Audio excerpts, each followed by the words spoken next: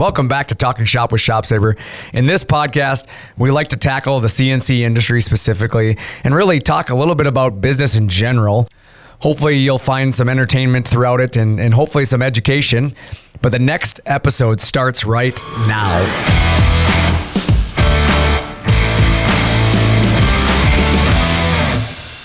Welcome back to Talkin Shop. I am your host, Brandon Bombardo, here with Nick Peters. What's going on? What's up, dude? Well, same stuff. Same stuff. Another day. Yeah, well, we're here again. Another episode. I think 158 is what we're on now. Yeah. Here entertaining you. Hopefully you'll find some entertainment today, have some fun with us, and we'll shed some light on all things business, CNC related, all of that fun stuff. But today we're going to jump into current events. Then we'll have our topic of the week, which is going to be about versatility and how to find success through challenging times. And then we're going to jump into one of my favorite, the internet is broken, followed by customer questions and comments. And then we will have the motivational quote of the week, and then the question for you, the audience.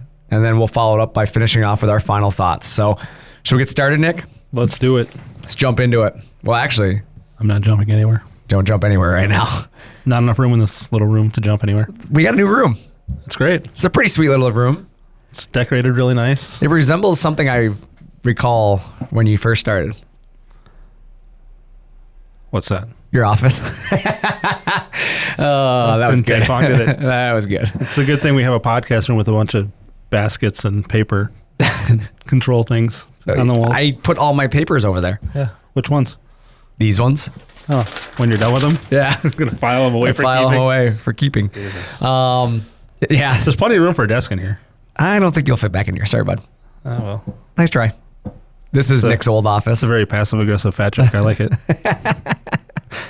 You won't fit back in here, fat boy. This is Nick's old office. And yeah, we moved him out of this office because the marketing guys moved in here. No, I wasn't moved. I was kicked. Moved is a nicer way of putting it. I agreed to move. I wasn't kicked. Yeah.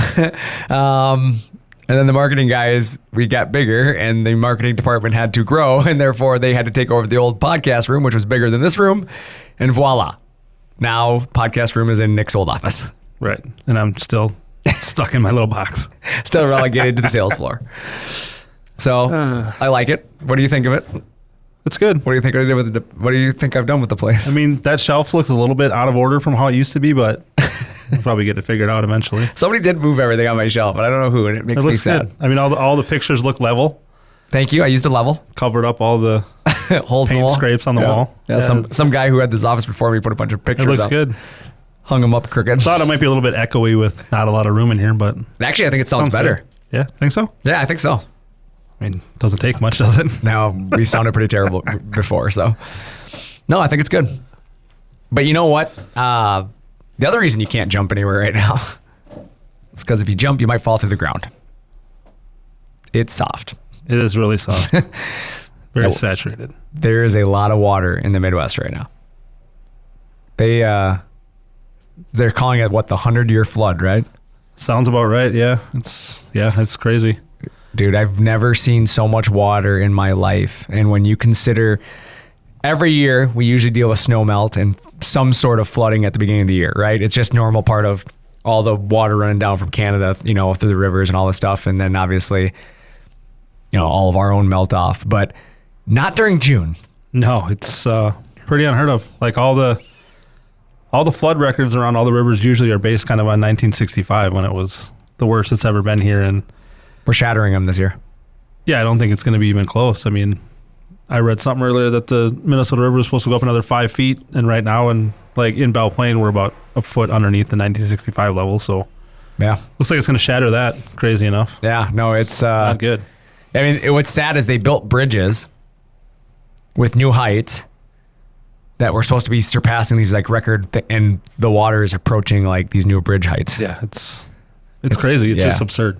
In South Dakota, they lost a bridge, at least one that I'm aware of. Yep. I have two friends of mine that they own a racetrack out there, and their entire facility is underwater. Entire facility is underwater, which is unheard of. There's two tracks that actually are right across the street from each other in South Dakota, and both of them are underwater completely. devastated the area. Not good. I know we drove through Northfield coming back from camping this weekend, and I mean, Highway 3 is kind of the main highway going through town there, and the water was within a foot of the highway on the Cannon River. It's unbelievable. It is unbelievable. Yeah, I drove through Watersville on Friday night going racing, and the water, you could tell, was starting to come up. Like it was rapidly rising. Yep. Like while we were driving through, you could see like massive amounts of water moving. And I told my wife, I was like, man, this is going to be bad. Like it's coming up pretty quick. And I mean, Waterville's not a very big town. We drove through it. You can't drive through it now. Like when you go back, like there's so many roads shut down. All the places we drove by were like, they're underwater now. Like it's just crazy how fast that water like moved in. And when it did, like there's no stopping it. Yeah. I mean, it's been, I don't know, a week at the most since like the worst of it is hit. Dude. And it's just taken over everything. Yeah. I mean, it seems like we talk about weather a lot on this page, but honestly, it's like, it's obviously something you're passionate about. So it's something we monitor quite regularly, I guess is the best way to put it. But it's just like this year, the weather has been so crazy. I think that's why we've talked about it more than we ever have before, you know? I mean, we had a winter of no snow, and I mean, it was 75 degrees in February, which is crazy. It is. We had no real rain in the spring. It wasn't super rainy at all. And all of a sudden the end of May hits and now June, and it's been, 3, 4, 5 days of rain every single week. I can't mow my yard right now. I did on Sunday night when we got home from camping. Yep. And it was like literally 1.5 feet long. Yeah, I can't. Mine's probably that long right now, but I can't because it's physically just too wet. Bet your wife could figure it out. No, she tried. Oh my God. She tried. It did not go well. But no, seriously, like, and that's the least of the world's problems right now. There's many people that have much worse than me, but yeah, my yard's underwater. I mean, completely underwater. I have literally what looks like a pond in my yard. It literally looks like I have a pond, but it's supposed to be grass. Like there's that much water in my yard that there's no chance I'm going to mow it, but the grass is sticking out of it. Like it looks like it's supposed to be a pond with like, long grass, and it's not. Right. It's supposed to be my yard. Like a duck habitat. Yeah. It's crazy because like we say those things like, oh, grass is so long, I can't mow my lawn. But then you think about what people are actually dealing with when it comes to all the rain we've had, and like losing their businesses, losing their houses, losing their livelihood. I mean, look how many farmers are losing all their crops. Unreal. Because of all the water. It's just you're 100% right. I mean, cutting the grass is the least of anybody's problem. Like I said, that's why I'm not stressing about it. It's like one of those things where you always want more in life. Everybody wants more in life, but sometimes you just gotta be grateful for what you do have. 100%. You said camping though. How's your head? It's not good. Watch out for low roofs. Low roofs. Yep.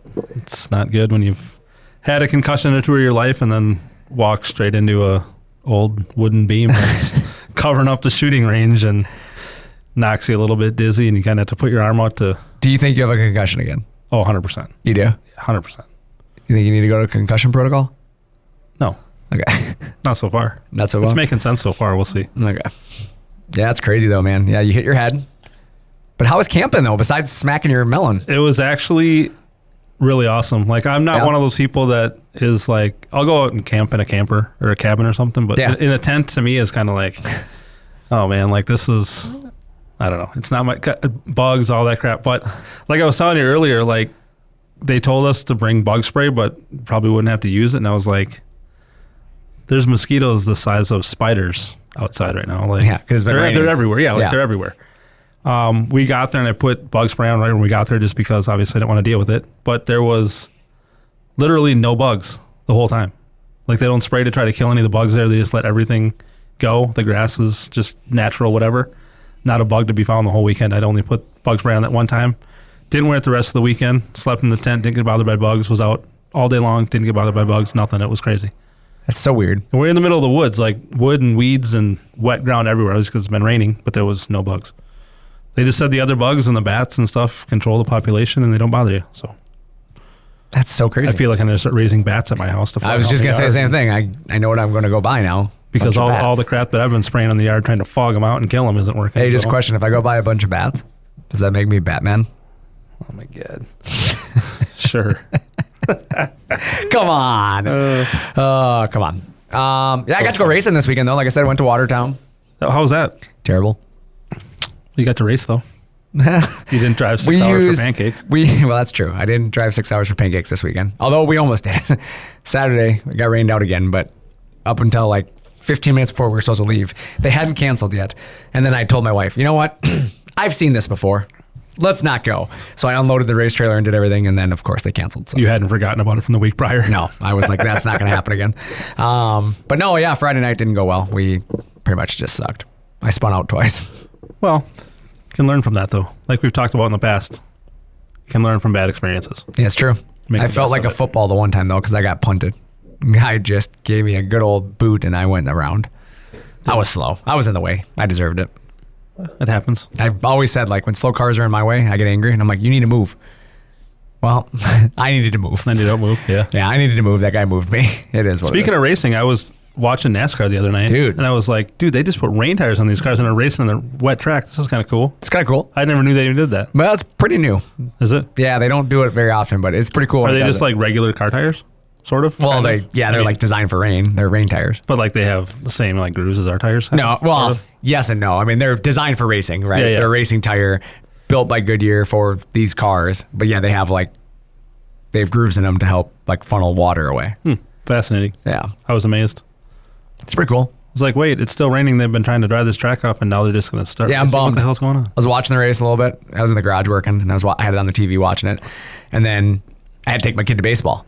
Yep. So I'm like, oh, I'm going to miss the end. And then like it started raining. I'm like, oh, they're probably just going to cancel it anyway. So I shut the race off, like left, went baseball, and then you sent me a snap. And you're like, NASCAR with rain tires? I'm like, oh, I wish I was at home watching it. Instead, you were watching your kid dance at second base, doing who knows what. That wasn't even the one playing. Wait, it wasn't? That's the oldest one. Yeah, he was just hanging out? So he always helps like at practice. Yeah. Like he'll just go out and like help the coaches and stuff. That's even funnier. Yeah. So yeah, my kid's just out there, and that's why I sent you that snap. I'm like, what is he doing? He's out there just being a fool. I had no idea. He's being a goalie. They're weird. They're weird. But yeah, anyways, jumping into things here. This week, let's talk about versatility, because why not? Let's talk about how to be successful through some of these challenging times. I think there's something to be said about that, is when you look at versatility, in different tools in your shop and what it gives your capabilities, it really allows you to be able to be more capable as a shop without having to expand people or knowledge necessarily. For sure. And what I mean by that is, like, if I handed you a bunch of hand tools right now, Nick, and told you to create an inlay for me, is it something you think you could do?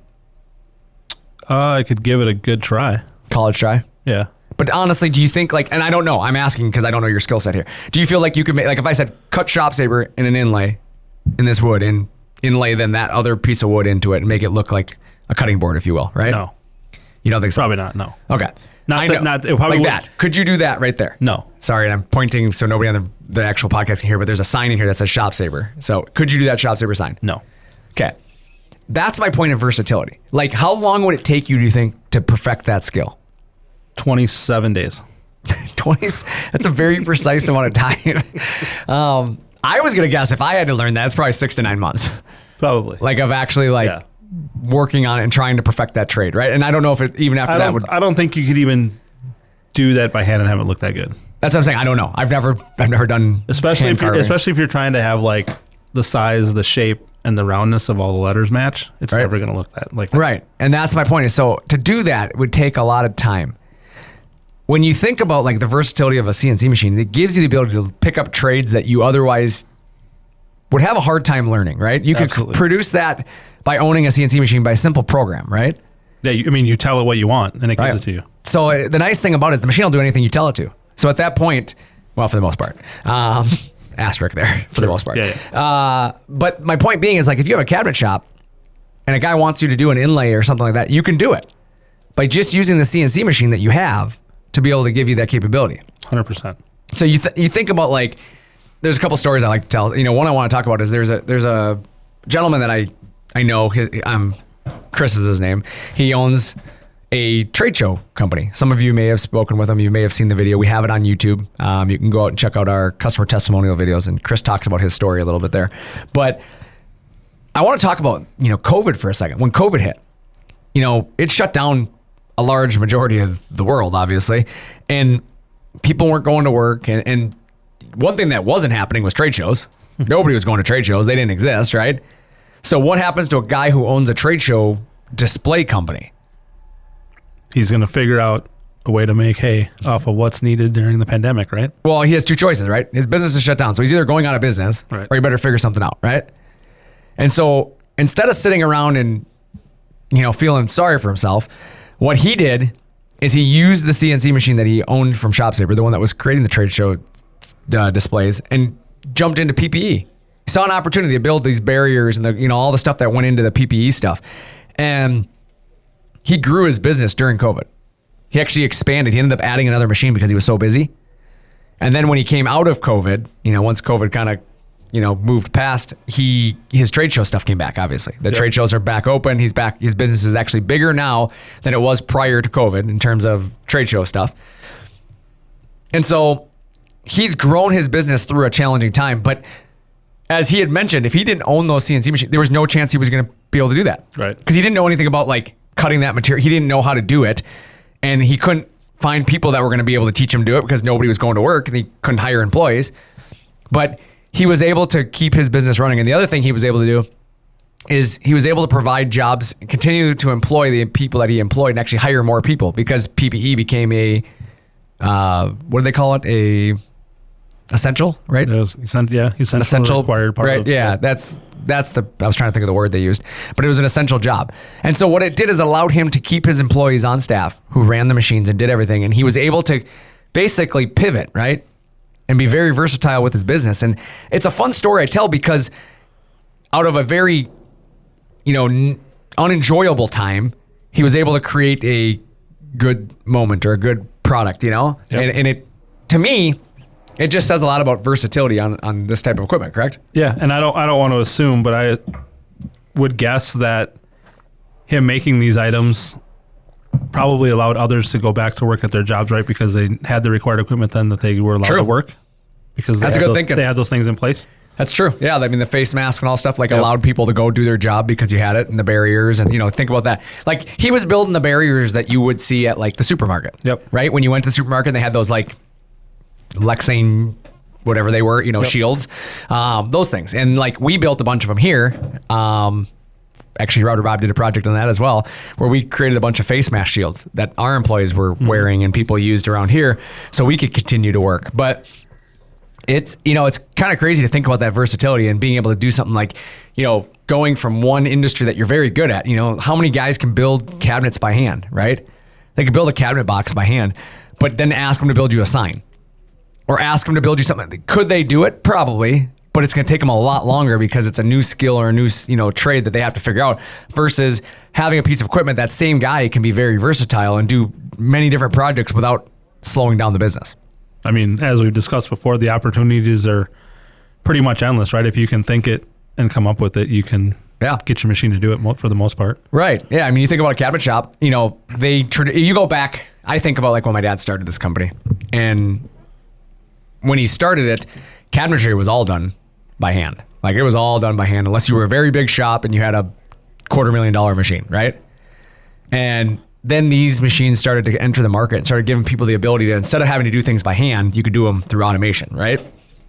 And the adoption of CNC kind of came about. So you think about another story I talk about is there was a gentleman that my dad sold a machine to back in the early days, and I shouldn't say early days. It wasn't that long ago. It was only 10 years ago.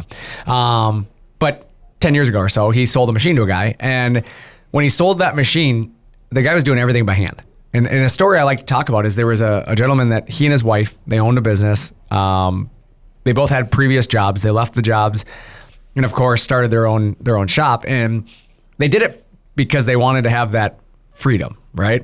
That a business owner is seeking, right? Whether it be not having to work for somebody, but financial freedom, all of that. Well, a lot of times business owners find that when you start a business, it's not all the glory that you thought it was going to be. Right. It's all the stuff you didn't want to do. But what they were doing is they're prior to buying the machine, their biggest year was $500,000, which I guess is good. When you think about that, doing $500,000, but they were working 80-hour work weeks. And you think about that, working an 80-hour work week, making $500,000 a year, but they were missing everything of their kids. They were missing sporting events. They were missing, plays. They were missing everything. And so they got their first ShopSabre, and in the first year of ownership, they ended up doubling the revenue. So they went from a half a million to $1 million in revenue, but they actually cut back their hours. They were able to work 40 to 60 hour work weeks to do that. And they were able to make their kids sporting events. Think about that. I mean, obviously paid off their machine in no time. Right. And had twice as much free time to, like you said, do the kid stuff, do anything else, and not just be 100% dedicated to all your free time being work, right? Right. And that's why I kind of like still chuckle when there's shops out there that are doing it the old school way, because it's like you can't afford not to have a machine at this point. Like the machine pays for itself. If you have the work, if you're already doing the work anyways, like, because guys are like, oh, I'm not growing enough to justify, like, it's not about growth. It's about versatility. It's about the ability to be able to utilize the resources you already are spending, right? Right, and you're not growing because you're holding yourself back within a fear of not being able to complete everything, right? Right. How much are you holding yourself back? But also you think about, as an example, cabinet shops can now supply MDF doors in-house.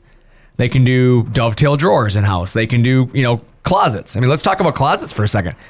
Think about the big box store closets. There's how many big box store closets out there, and it's the ability for you to be able to compete with those big box store closet systems, but more customizable to your customer's need, right? Sure, because is there really a standardized closet size?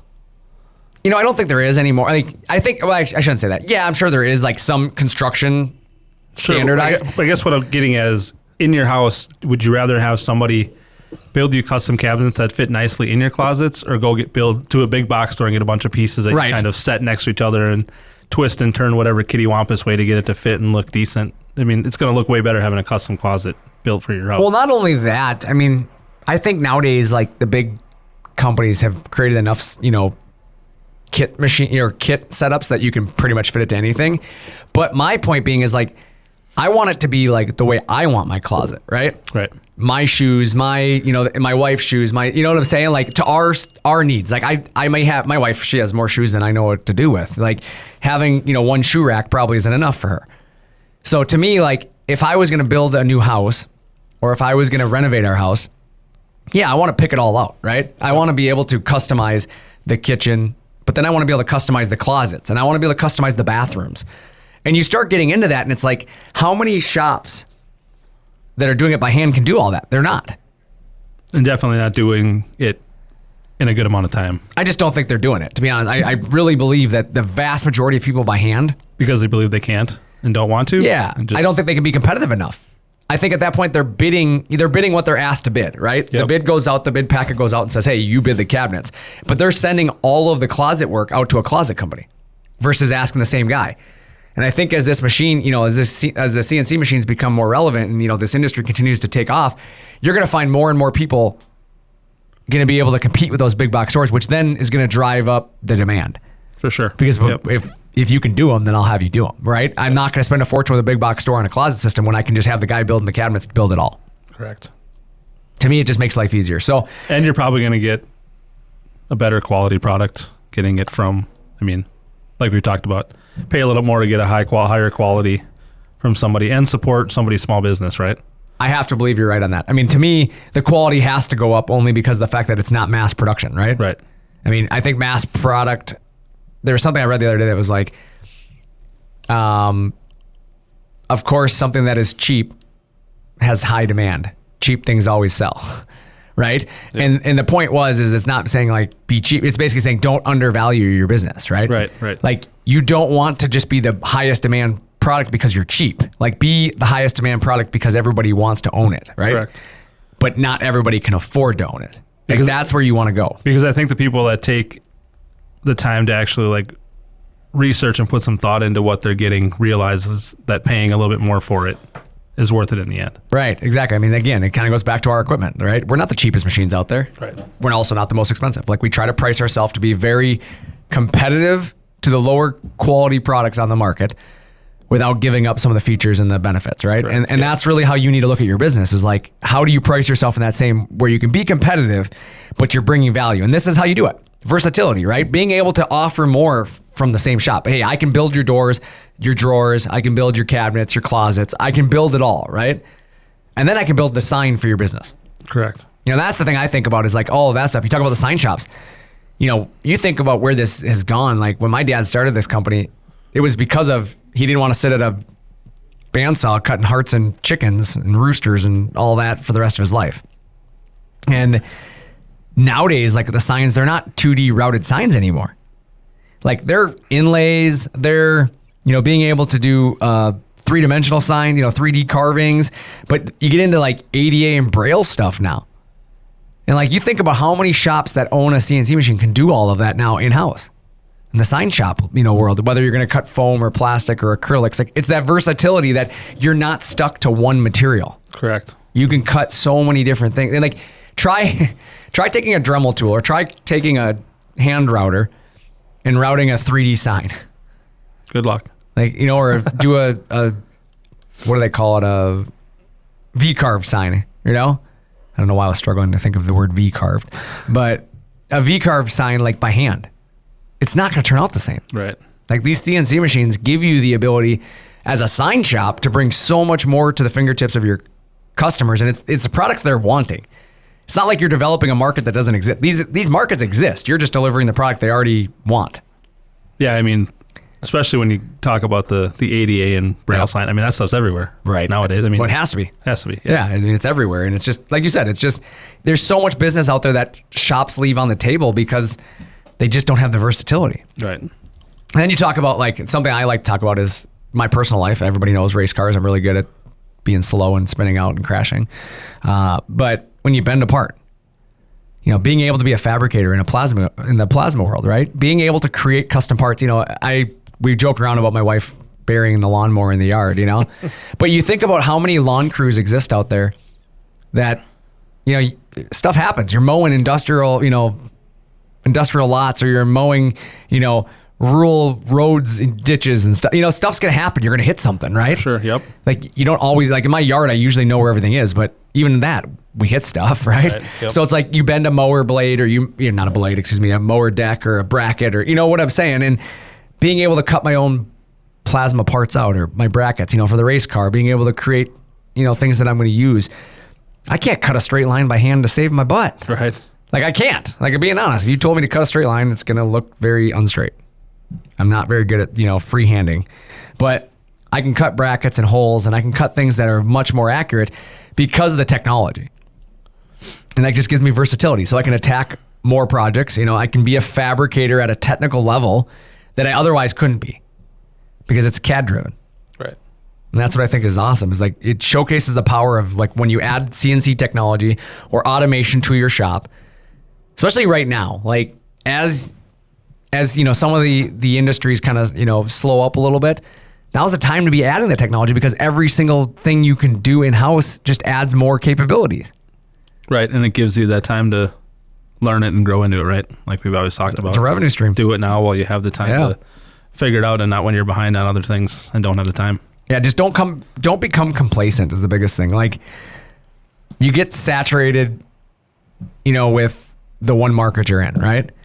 Oh, I can stay busy enough just doing this that you never branch out. Right. And then when that dries up, right? And isn't it nice once in a while to do something different than what you do every single day? Right. I mean, I don't know. For me, I guess if I had the chance to add more things to my business and change it up a little bit, I'd probably want to do that once in a while. Well, I think that's where growth has to come from, right? You have to be able to do more. And it's like, to me, you have to be versatile because your customers are going to want to drag you in other areas. And the more you tell a customer no, the less likely they're going to want to keep doing business with you, right? Right. I mean, eventually they're just going to be sick of being told no. They're going to go find the yes answer from They're going to find a way to do it. Yep. And that's the same with like how we came up with like the plasma router years ago. Like, how many times we were told by people in the industry, like, you can't put a router on a plasma machine. Watch me. Now we have like one of the most capable CNC plasma router combo machines on the market. And the router aspect of that is because there's so many shops out there that owned mills and they didn't want to cut the plastic parts because they have to clean out their mills. They don't want it to gum it up, Sure. So it's kind of a process. So they just tell their customers no. Well, what happens when you tell them no enough? They go find somebody who can do it. And by having a plasma router, yeah, you can have your mill do all their milled parts still, but now you can cut out plastic parts on the router, the router capability, but you still have the ability to cut, metal fabricated parts and sheets out in nests. So even if you don't have a lot of plastic jobs per year, you can still say yes to those one or two jobs that come up while you keep the table busy doing everything else. Definitely makes it worth it having that option, right? There's so many things you can do. Like the versatility is just there. So that's something I like to talk about. I just real quick, I know it kind of got long-winded there, but it's the truth. Like it's one of those things where if you don't find a way to be versatile, somebody else will for you. They're going to find a way to do it. And at the end of the day, if you don't want the work, I guess, keep doing what you're doing. But there's somebody out there, I'm sure, that wants the work. And adding CNC equipment is going to, like I said, it's going to give you the ability to do these things like I just talked about. If you want to step outside your comfort zone or you want to go after the work that other people are saying no to, there's plenty of work out there. For sure. I mean, most of the time, getting out of your comfort zone and doing those uncomfortable things leads to success. Yeah, I was talking to Sean the other day, and he said he's even busier now than he was the last time we talked to him. And it's because of that. And he was really damn busy last time we talked to him. That's what he said. He's like, dude, there's so much work. He's like, I have so much work to do. He said, it's because I can do it all. I can create their closets. He goes, everybody, just keeps calling me. Yeah. He goes, I don't know what people are complaining about. He goes, there's plenty of work out here if you go look for it. You just have to have that motivation and the ambition to go do it. Yeah. Let's call that one a wrap. The internet is broken. One of my favorite. I love this segment. It is your favorite. It's not one of, it's my favorite. Yeah, I think there's two of them today, I think. Nick, I know you're bringing one to the table that you want to talk about, but one that I want to talk about is just like people in general right now, watching all this stuff happen in the Midwest, right? All these floods in the water and everything going on. But people who worry about themselves more than they worry about the world around them, right? They're out there just ridiculing people. There's historical flooding going on and people are like complaining about the inconveniences that a road is closed or that a business hour, somebody's business is closed. We don't even have any flooding. Why are you closed? How do you know that they don't have a house that's underwater somewhere else? Right. Like they're dealing with something else, but they say they're closed because of the flooding. It doesn't necessarily mean because of their building being flooded. Maybe they can't get out of their neighborhood to get to work. Right. Like, I mean, that's my thing. And like, I had a friend of mine, I almost pushed him down this weekend. He was talking about, he had ordered something and he's like, oh, there's all these shipping delays on this stuff. It's so annoying, blah, blah, blah. And he was getting mad. And he's like, I'm going to go out and post a review. And I'm like, dude, like shipping's delayed because the trucks can't get to certain places right now. Like things happen. Like there's a lot going on in the world right now that, things are going to be delayed right now. So it's not like they're purposely being like, oh, look, this guy's packet. This is this guy's name. Let's just keep this one hanging out for an extra 4 days and not get it to him. And that reminds me of the people that still complain about like security at the airport. Right. Like, is that extra 5 or 10 minutes of your time to go through security worth being unsafe on an airplane? I mean, I don't know. To me, it's not. But some people just like that 10 minutes apparently is the end of the world. Well, I think, the security at the airport is a touchy subject because I think sometimes it's not that big of a deal. If it's like well-oiled machine, just keep things moving. Sure. We're good. Yeah. But sometimes it's a little excessive. Sure, but I'm just talking about the people in general who are annoyed that they have to get there an extra few minutes early to go through security. Yeah. Like, yeah, you're right. The security lines can sometimes are a disaster. Yeah. Like I've been in lines that were 2 hours. That's 100%. A little aggressive. Right. But that's just the lack of planning and be prepared. Right.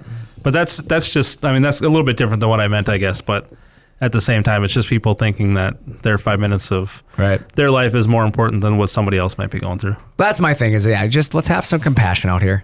Let's find a way to like all get along. And people may not do things the way you want it to do or, might inconvenience you. But just think about what's going on in their life. And maybe their life is a little bit more chaotic than yours at the moment. Yep.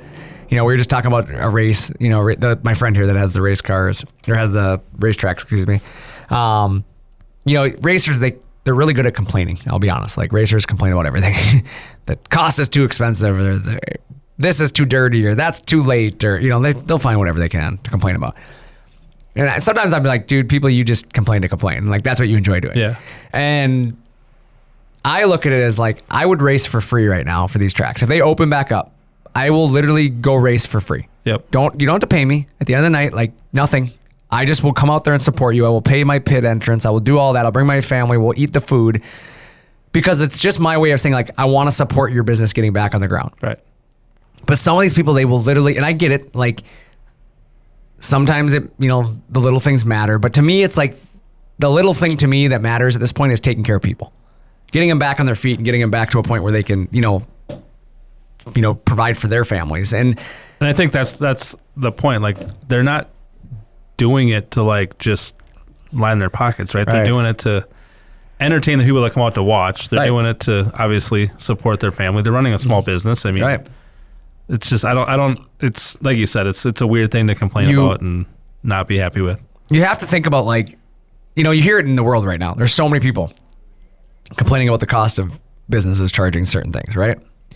And you forget, though, that in business, the cost did not go up either. Right. You know, like, the reason everything's on the rise is because everything's on the rise. Right. So, like, it's not like they're just taking more money because they want to charge you more for that product. But a lot of times, it costs them more to make that product now.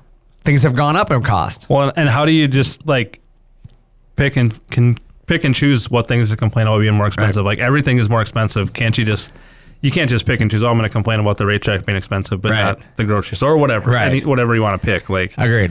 everything has a cost behind the scenes that needs to be taken care of. So Totally agree. Customer comments and questions.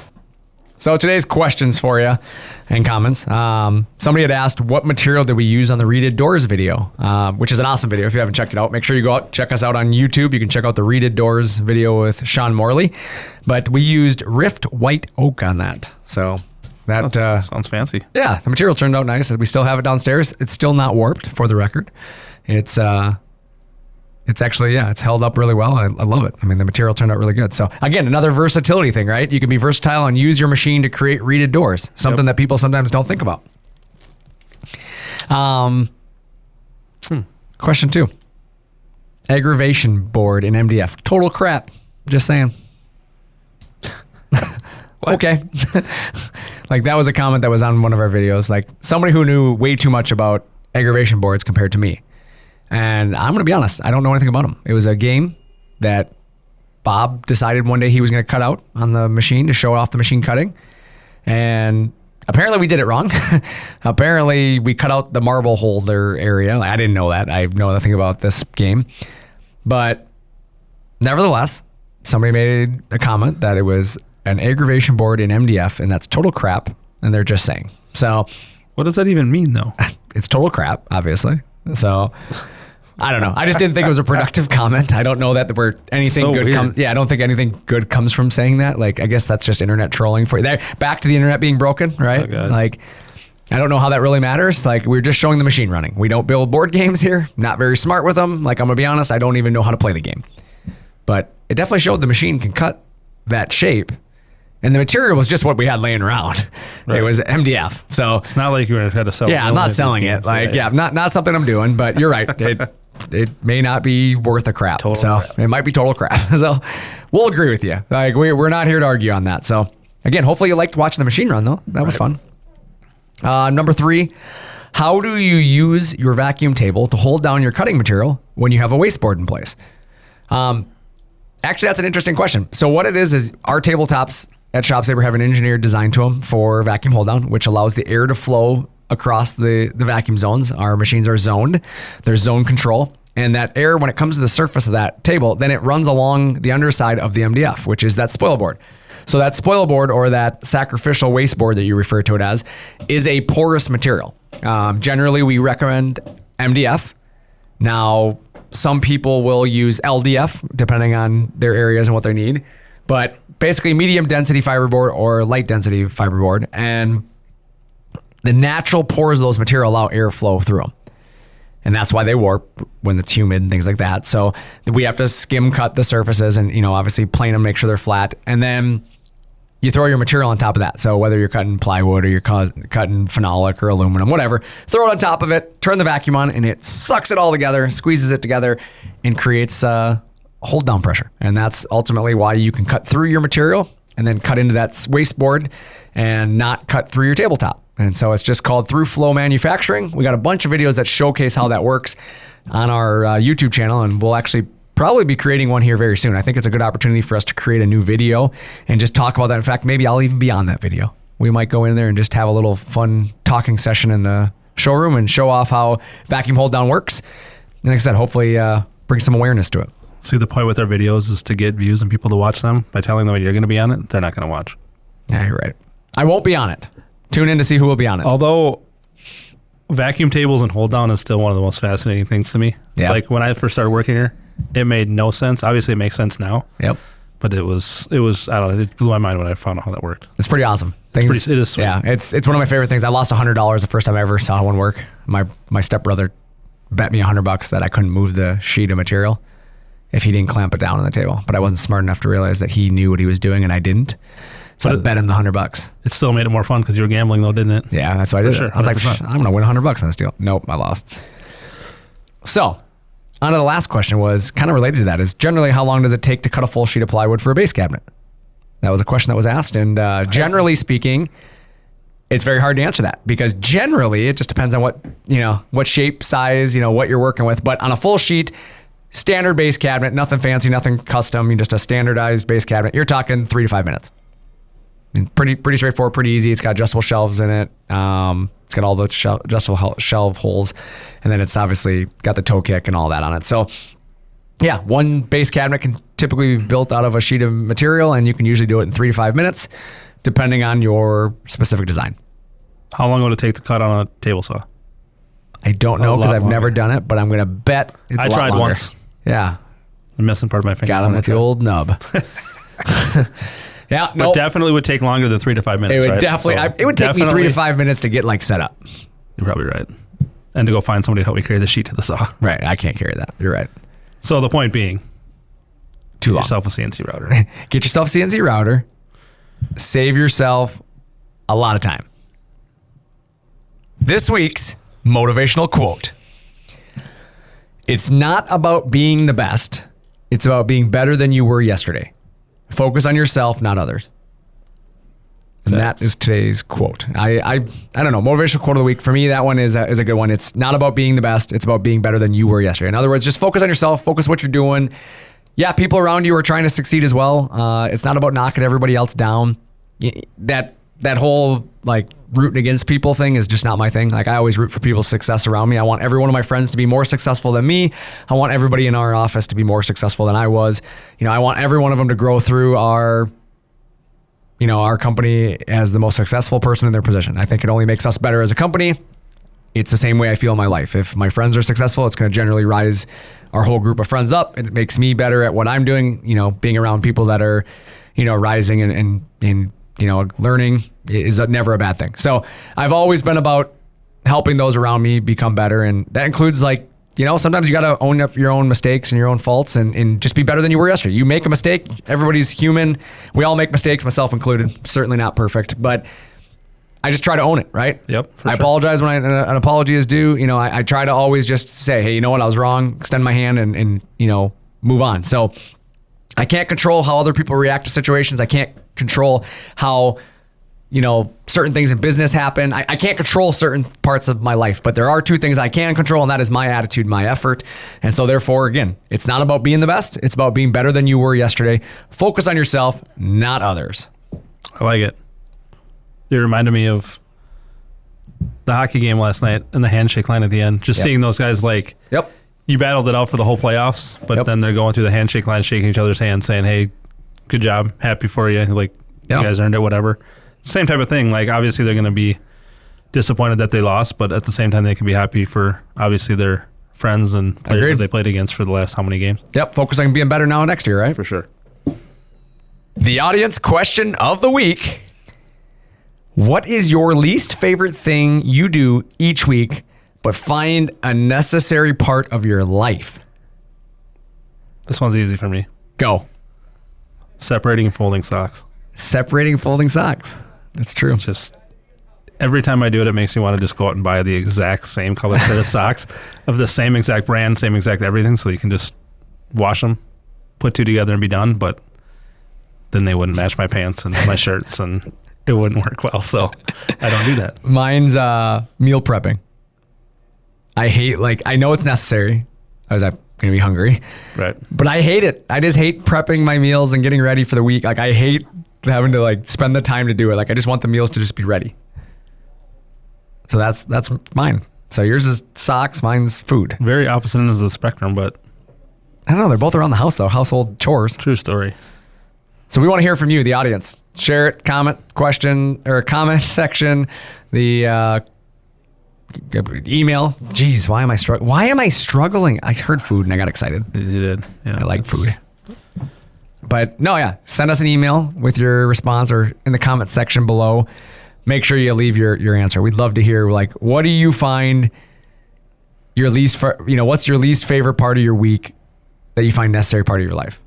Like, you can't cut it out. It's inconvenient. You don't like doing it, but if you cut it out, then life isn't going to be as good as it is right now. True story. Don't say work. Work is not an acceptable answer. Work is something you choose. Work shouldn't be a non-favorite thing to do. Right. Like, if you're that unhappy, find something else. Agreed. If you're that unhappy, it's time to go buy a CNC machine and go to business for yourself. 100%. Because at the end of the day, like, I come to work every day because I love what I do, so I'm not going to accept work as an answer. Work is not an acceptable answer. You better find something else. Sales@ShopSabre.com and we'll get you there we go. Quote. There we go. Sales@ShopSabre.com. We'll sell you a machine to change your life. Exactly. If you're that unhappy where your work is the answer to that question, you need to find something else. Do we miss it? I don't think so. All right. Final thoughts of the week. Take it away, Nick. My final thought is our segment last week about the weather. Yeah. And not asking if it was going to snow at their house or rain at their house. It didn't work. It did not work. I shared it on my page and told people to watch it and listen to it. Yep. It didn't help. They didn't listen. They didn't care. I think I banned 200 people yesterday. Is it going to rain in Rogers? Hope so. Actually, probably. I hope it doesn't rain here for a month. I hope it doesn't rain either. I hope we could use a drought right about now. Absolutely. My final thought is just be a kind human. Do everything you can to help each other out right now. There's a lot of things going on out there. A lot of people have a lot of things they're dealing with, but you know what? Just help lift each other up. Do what you can to help each other. And then honestly, don't get down on yourself right now. Just go out there. I mean, you're set up to win. Like, remember that somebody out there who's hearing this right now and they're struggling, they're fighting, and they're just clawing through the day. Guess what? We're all on your side. Like, everybody's rooting for you. You know, just keep doing what you do. Wake up every day with a purpose. Find out, what it is that day you need to get done to cross off your list, and just keep moving. The list will never go away. Those who think they can cross their entire list off every day, are probably going to create undue stress. The reality is, do as much as you can, give it everything you got, attitude, effort, but just be a good person, take care of each other. And like I said, just keep applying yourself because good things are coming. I mean, I feel good about, the trends and what I'm hearing out there, hearing how many businesses are so busy right now and things are picking up. I think we're trending in the right direction. And I think you're fine that the end of the year is going to be strong, and, just it's time to get ahead. Be versatile right now. If you got some extra time on your hands, find a way to go after things that maybe you weren't previously marketing to. For sure. And being nice and being kind to people takes zero effort. It's very zero effort. Just do it. That's like Nike's slogan. That was a terrible thing to say. Just do it. Just be nice to people. Just be kind. Good. Don't be a D. Well, that's not wrong. Don't do that. But as always, we appreciate each and every one of you listeners listening to us every week talk about things that a lot of times don't matter, but hopefully you find some humor in it and you've had some fun with us. But again, we appreciate you tuning in every week to another episode of Talkin Shop. And in Nick's words, don't be a D. So there it is.